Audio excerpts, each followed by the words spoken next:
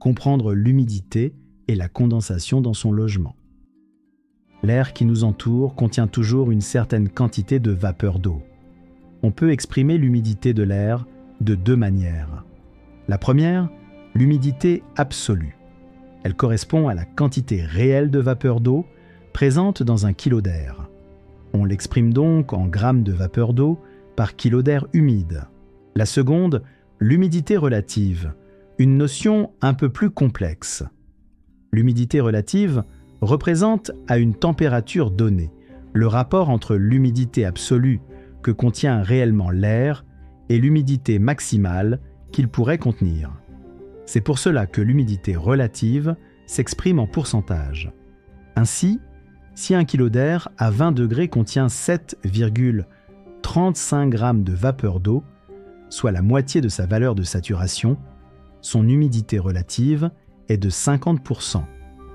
En revanche, un kilo d'air à 5 degrés a la même humidité relative de 50%, contient lui seulement 2,7 g de vapeur. L'humidité relative de l'air varie donc avec son humidité absolue, mais également avec sa température. Reportons ces informations sur un graphique. On retrouve sur l'axe horizontal la température de l'air et sur l'axe vertical son humidité absolue.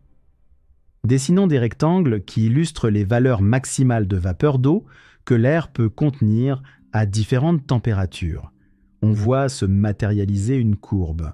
Cette courbe définit, pour les différentes températures, la limite de saturation en vapeur d'eau au-delà de laquelle la condensation se produit, comme notre verre d'eau qui déborde.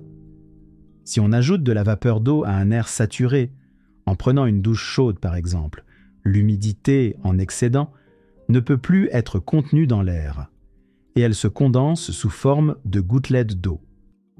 En hiver, l'air intérieur de nos maisons à 20 degrés a donc la capacité de contenir plus de vapeur d'eau que l'air extérieur à 0 degré.